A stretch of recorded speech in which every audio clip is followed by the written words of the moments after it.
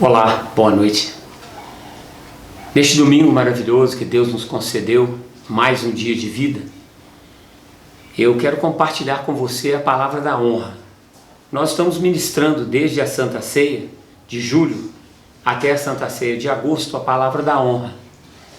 Nós queremos dignificar a pessoa do Senhor cada vez mais. Precisamos fazer isso em espírito e em verdade. Mas naturalmente nós falhamos. Então a gente precisa aprender com a palavra de Deus e, aprendendo com ela, evitar alguns erros que nós podemos tirar do nosso comportamento, do nosso dia a dia. Vamos começar hoje com Provérbios capítulo 13, abrindo esse culto. Versículo 1 diz assim: o filho sábio acolhe a orientação do pai, mas o insensato não aceita a repreensão. É possível que você seja uma pessoa de sucesso sem que alguém te ajude, te aconselhe e te corrija. Porque a trajetória da nossa caminhada na face da terra nunca será perfeita. Mas Deus usa da sua própria sabedoria, discernindo para muitos o comportamento que nós temos. E isso às vezes serve de uma crítica e deveria ser construtiva, porque se não é assim, ela é destrutiva, exatamente para nos ajudar a melhorar. O versículo 2 diz: do fruto da boca o ser humano se alimentará do bem, entretanto a ambição dos ímpios é a crueldade. Então nós não devemos ser cruéis quando ambiciosos. Nós devemos ambicionar coisas melhores? Sim. É pecado? De maneira nenhuma. Mas nós devemos lutar por essas coisas. Nós devemos profetizá-las e buscá-las de todo o coração para o bem. Então a nossa boca, ela deve pronunciar coisas boas. Se eu quero que o outro melhore, eu preciso declarar a melhora dele. Mas eu também preciso analisar a minha pessoa para saber onde eu posso melhorar. E às vezes os erros estão na boca, estão na palavra que você está emitindo e que está amaldiçoando o outro. Se ele é maldito e convive com você, a maldição estará junto de ti. Ruim, né? A pessoa que consegue guardar sua boca preserva a própria vida. Todavia, quem fala sem refletir acaba se arruinando.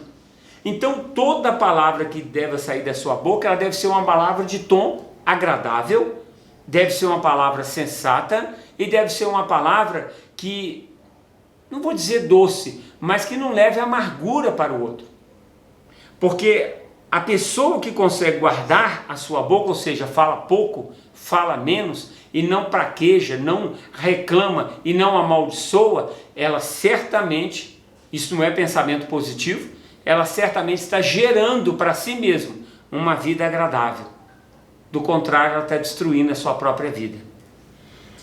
E o versículo 4 diz: o preguiçoso ambiciona e nada alcança, mas os desejos daquele que se empenha na obra serão plenamente satisfeitos.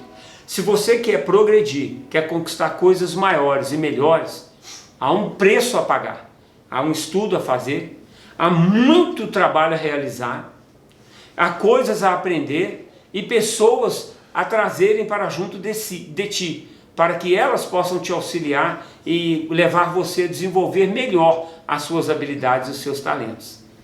Poderosa palavra, né?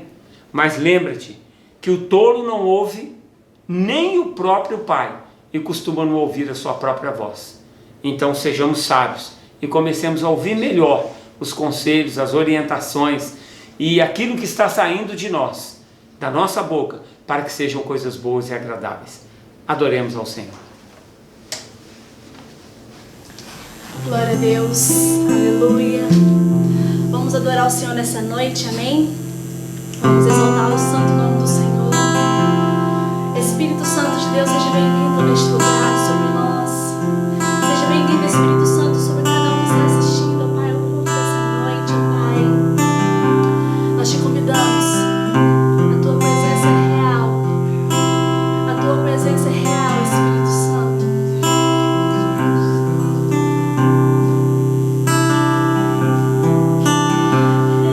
Rei dos reis.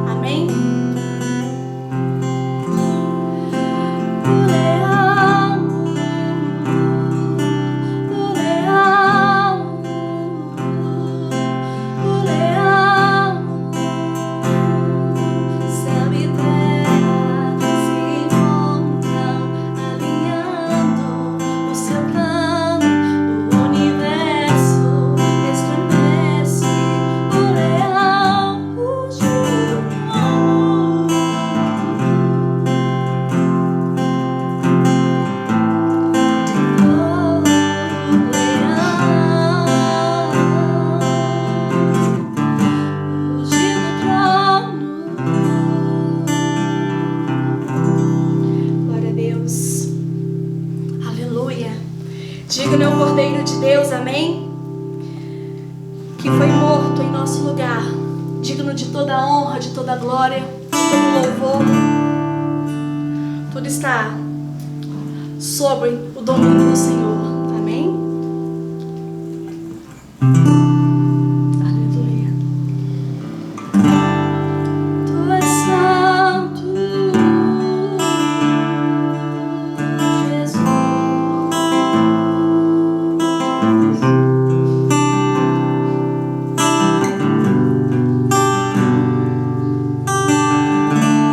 Digno é o Cordeiro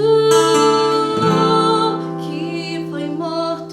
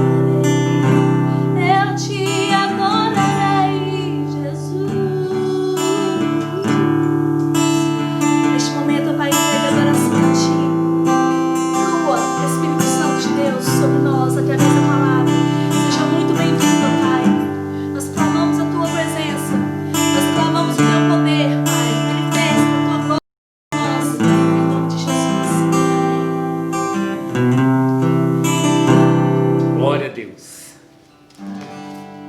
Temos o tema de hoje, a oferta. E quando nós falamos de oferta, a gente pensa nos valores financeiros, e são. No passado, a oferta era feita de animais, a oferta era feita de cereais e de tantas coisas quanto alguém poderia trazer ao templo de Deus. Haviam salas laterais ao templo onde se armazenavam todas as ofertas, era algo assim extraordinário. Entretanto, o tempo passou e chegou o tempo da graça e o Senhor Jesus veio. E há muito debate hoje se algumas coisas da lei devem continuar ou não. Interessante é que Jesus não cancelou a lei. Ele não fez senão tornar a lei ainda mais delicada ou severa para todos nós. Mas ele trouxe o amor, ele trouxe a compaixão, ele trouxe a misericórdia. E dessa forma nós conseguimos existir ou coexistir. E eu gostaria de compartilhar com você hoje um texto forte, um texto dinâmico, pois estamos no mês da honra. Você pode abrir comigo a sua Bíblia em Atos capítulo 5, no versículo 1, e que o Espírito Santo de Deus fale conosco. Glória a Deus.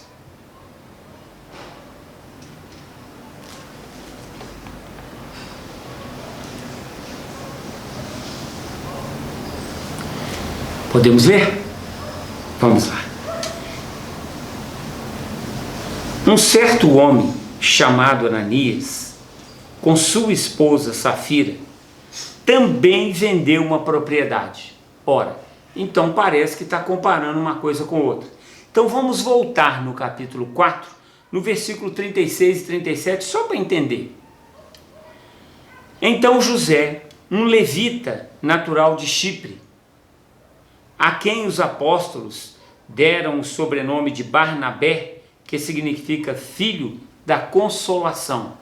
Quer dizer que esse homem era um homem bom, era um homem agradável a todos, era um homem que sabia abençoar as pessoas. Sendo proprietário de um campo, vendendo-o, trouxe o dinheiro da venda e o colocou junto aos pés dos apóstolos. Olha, que o Espírito Santo fale comigo, com você, e me use para falar com você. Aqui está dizendo que os primórdios da igreja, os primeiros momentos, as pessoas tinham tanto amor no coração e tanta gratidão para com o Senhor, que elas traziam tudo para Deus. Elas entregavam aos pés dos apóstolos para que eles pudessem administrar e assim levar à frente a palavra do Senhor até que a igreja fosse formada. E levou muito tempo para a igreja ser formada. E aqui nós vemos José tomar uma atitude fantástica. Ele vende um campo de sua propriedade na região de Chipre e ele entrega aquele valor integralmente. Só que quando você faz alguma coisa, interessantemente você chama a atenção. E as pessoas querem até copiar você. Quando você faz algo de bom, que deu certo e é elogiável. Mas vamos ver a situação deste homem e desta mulher, Ananias e Safira. O versículo 2 do capítulo 5 diz assim: mas ele reteve parte do dinheiro da venda para si, tendo conhecimento disso também sua esposa. Ele levou a parte restante e a depositou aos pés dos apóstolos. Certamente, ele disse: Senhor, vendemos um campo por 100 reais e nós trouxemos os 100 reais para o Senhor. Mas na verdade eles tinham vendido por 200. Para que mentir? O que é de Deus, dai a Deus. Mas o que é dos homens, dê aos homens. Então indagou-lhe Pedro: Ananias, por que permitiste que Satanás enchesse o teu coração, induzindo-te a mentir ao Espírito Santo, para que ficasses com parte do valor do terreno? E Olha a colocação fantástica. Mantendo-o contigo, já era dele. O dinheiro era dele. Porventura não continuaria teu? Era dele. Ele que quis dar. Mas ele disse que deu tudo, mas reteve uma parte, ele mentiu. E vendido não estaria todo o dinheiro em teu poder? Ora, se o terreno era dele, não vendendo era dele, mas vendendo, o dinheiro era dele. Ele poderia ficar com o dinheiro, rasgar o dinheiro, ou doar o dinheiro para quem quisesse. Ele poderia dividir o dinheiro, mas ele também não falou o que o fez. Ele disse: eu vendi um terreno e trouxe o dinheiro aos teus pés. Falou com Pedro. Como pudestes permitir que tais ideias dominassem tua vontade? Não foi a homens que mentiste, mas contra Deus. Primeiro, Pedro alerta ele que ele mentiu ao Espírito Santo. Mentir ao Espírito Santo é problema grave. Condenação eterna. Mentir para Deus, Deus ainda tem compaixão e misericórdia. Mas o próprio Senhor Jesus disse que toda situação gerada contra ele ou contra o Pai, haveria perdão, mas contra o Espírito Santo não. Porque o Espírito é santo, delicado, é amigo, é conselheiro, é orientador. Ao ouvir esta admoestação, Ananias caiu morto. Triste, né? Então, grande temor tomou conta de todos os que souberam do que havia acontecido. José, certamente era um homem cheio do Espírito Santo e de boas obras. Porque ele vende um terreno, pega o dinheiro todo do terreno, crendo na palavra de Deus e nos apóstolos, nos discípulos de Jesus, ele leva todo o dinheiro e deposita aos pés de Pedro, para administrar, gerenciar a igreja da época. Mas nós olhamos para Ananias e Safira, que movidos talvez por inveja, por ciúme, porque queriam também ser apreciados, honrados, tomaram a mesma atitude e venderam um grande terreno, mas retiveram parte do dinheiro porque era muito dinheiro, e levaram uma parte e depositaram aos pés dos discípulos. Eles poderiam ter dito: olha, eu trouxe isso como dízimo e oferta da venda que nós fizemos, mas eles não fizeram isso. Ananias, quando chegou, disse: não, esse é o dinheiro de toda a venda. Mentiu. E o Espírito Santo, ele revela, e revelou a Pedro: eles estão mentindo para mim, e mentir para mim significa morte. Não é bom. Escondeu o valor, e isso foi movido pelo quê? Por avareza. Ele deu ouvidos a Satanás. Satanás significa o adversário. E o que o adversário faz? Ele nos conduz por caminhos para a gente pecar. Ele sabe manipular, ele conhece cada ser humano. E ele fica vigiando a gente dia e noite. Ele não é onipresente, mas ele tem os anjos caídos a seu serviço. E a Bíblia diz que o número deles é incontável. E esses ficam nos vigiando, nos olhando, nos observando, para nos conduzir para caminhos do pecado. Foi o que eles fizeram com Ananias, mas também com a sua esposa Safira. Viram que eles eram avarentos, mas eram também cobiçosos de honra, de elogios. Tem gente que gosta muito de elogio. É perigoso. Você se torna perigoso para si mesmo. Isso é muito sério. A avareza associada à hipocrisia da mentira, desejo de manter uma falsa imagem de santidade e bondade. Não, tudo que eu vendi, o dinheiro está aqui. Não estava. Eles queriam manter uma imagem.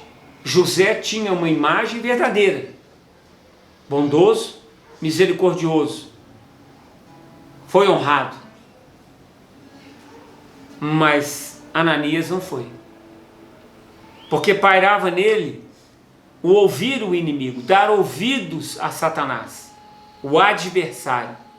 E aí o adversário conduziu pelo caminho da hipocrisia, pelo caminho da insensatez, porque levou ele a fazer algo que era avarento, a adorar aquilo que não é Deus, confiar mais no valor do dinheiro do que no próprio Senhor. O versículo 6 diz assim: e alguns jovens tomaram a iniciativa de cobri-lo, carregaram-no para fora e o sepultaram. Fim da história de Ananias. A mentira, a hipocrisia, a falsidade, o desejo de ser honrado, levou para a morte. O orgulho é perigoso. Nós podemos entender que o dízimo deve ser verdadeiro e a oferta sincera. O dízimo verdadeiro porque corresponde a 10% de tudo aquilo que o homem auferiu do seu trabalho, ou de vários trabalhos.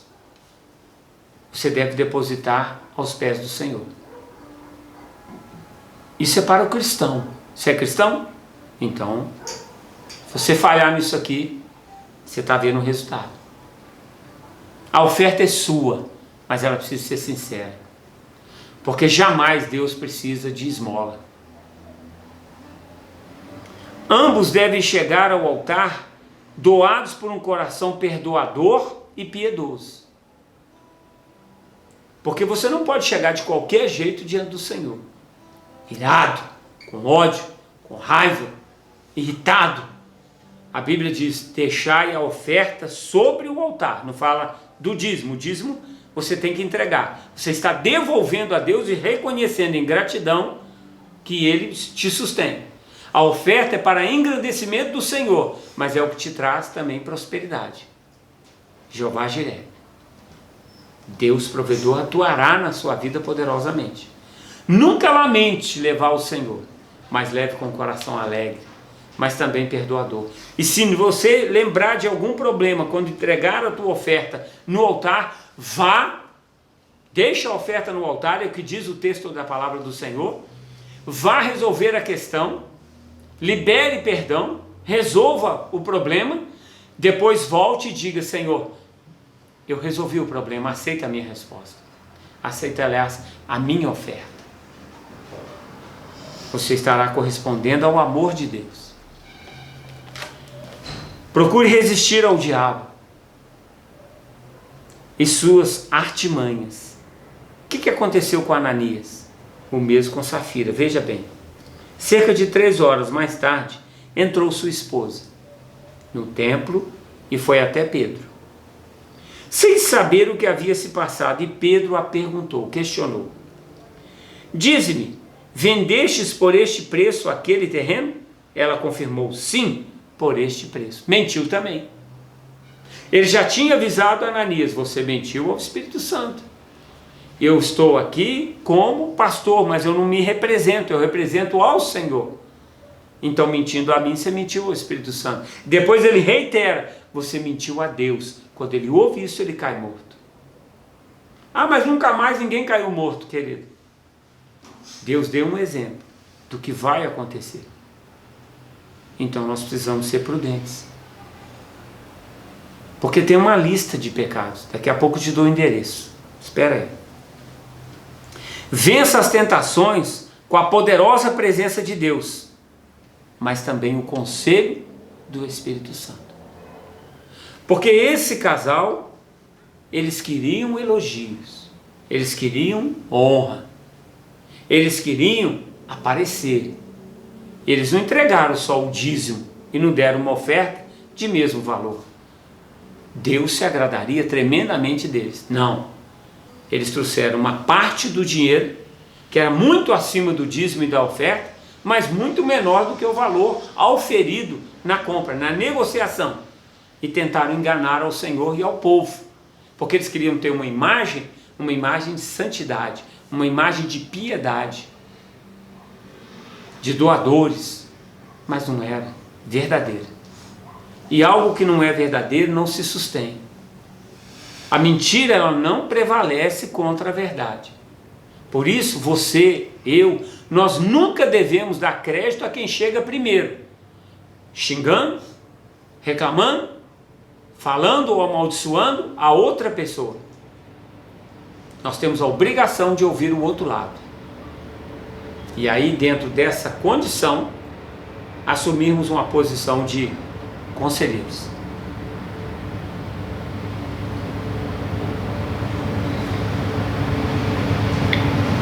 O texto diz: então Pedro o repreendeu: porque vós entrastes em acordo para tentar o Espírito do Senhor. Por que tentar o Espírito do Senhor? Tentando enganar.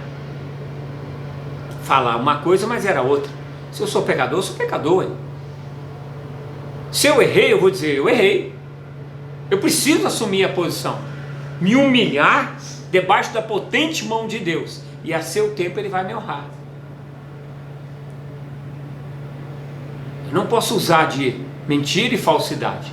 Não vou chegar a lugar nenhum com isso. Como eles não chegaram. Senão, naquilo que você e eu devemos pensar muito. Sabe o que espera por nós?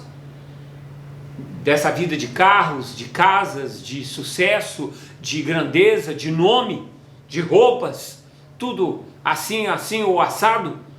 É um túmulo escuro e sem nada além de um túmulo. É o que espera por nós. A palavra de Deus é muito clara. Porque antes do julgamento nós vamos para o túmulo. E bom seja que nós vamos para o descanso, no seio de Abraão, e não para o tormento, que depois será eterno. Eis que estão aí à porta os que sepultaram o teu marido, e eles a levarão também. Morre o homem, morre a mulher, porque combinaram mentir, falsear para com o Espírito Santo, tentando o Espírito de Deus. O tentador tenta nós. Ele não consegue tentar o Espírito de Deus. E o homem, ele quer ir além. Como é que é possível? Naquele mesmo instante ela caiu morta aos pés de Pedro. Então aqueles jovens entraram e, encontrando-a morta, levaram-na e a sepultaram ao lado de seu marido. E grande temor, e é isso que precisa acontecer nesse momento, e grande temor se apoderou de toda a igreja e de todos os que ouviram falar sobre esses acontecimentos. Eu vou te fazer uma pergunta aqui delicada. Para vencer, você precisa da poderosa presença de Deus e dos conselhos do Espírito Santo. E dependendo dele, a guerra ainda vai ser violenta, porque a carne e o próprio Satanás se unem contra nós, espírito e alma. Nós temos em Apocalipse 21, verso 8, e em 1 Coríntios 6, 9, 10, uma relação de pessoas que não vão entrar no reino de Deus. Eu não estou aqui manietando, nem impedindo, nem amarrando as mãos de Deus, dizendo que Deus não é capaz. Mas Ele deixou uma relação em 1 Coríntios e repete em Apocalipse 21.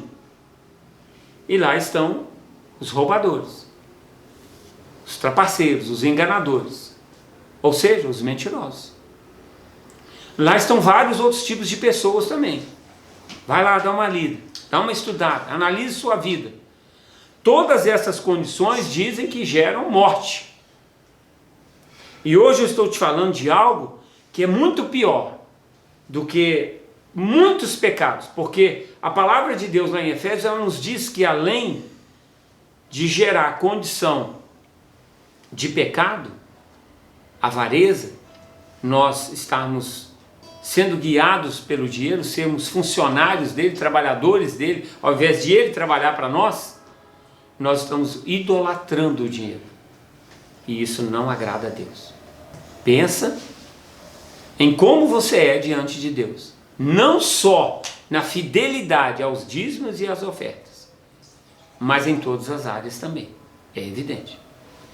Finalizando, lá nos Salmos, o Salmo 91 diz assim: a fidelidade de Deus é para nós escudo e armadura, ou armadura e escudo, ou broquel.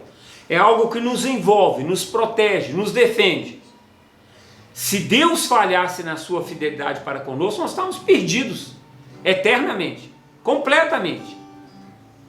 Mas Ele não falha, e Ele anseia que a gente melhore a cada dia o nosso potencial e a nossa conduta de fidelidade. Tem muito estudo por aí. Quer que eu te diga uma coisa? Fique com a Bíblia, fique com a palavra de Deus, porque Jesus em Mateus 23 também diz: bom é que vocês cumpram a bondade, a misericórdia e o amor, sem deixar de cumprir a fidelidade aos dízimos e às ofertas. Que Deus abençoe e que você possa meditar sobre isso. Mas fica com o Espírito Santo, fica com Jesus, fica com Deus, fica com a palavra dele, e não seja conduzido por qualquer um. A situação é muito séria e muito delicada. Não entre em debate, deixe que o Espírito de Deus fale a você, porque Ele, sim, sabe onde está a verdade, e nós a buscamos. Amém? Vamos adorar o Senhor. Glória a Deus. Tu és digno de tudo, ó Pai. Toda a honra, toda a glória. Tu és maravilhoso.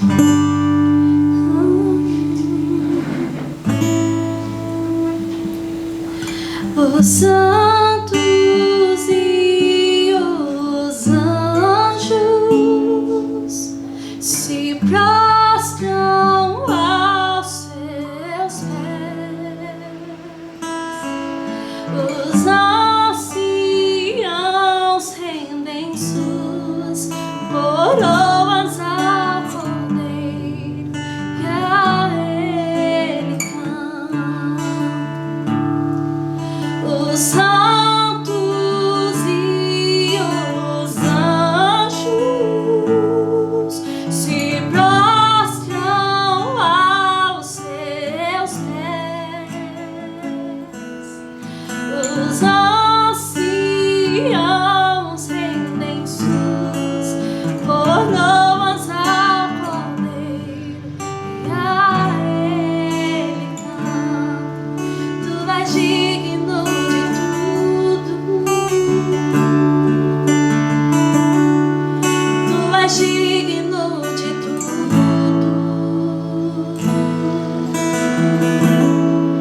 Pois tudo vem de ti e tudo é para ti.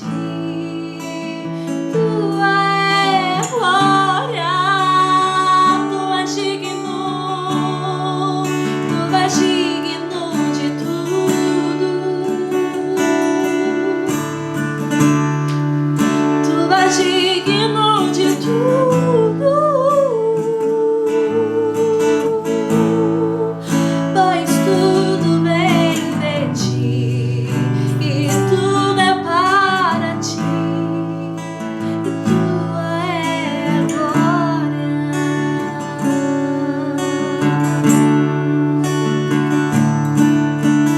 Dia e noite suba-te nossa adoração.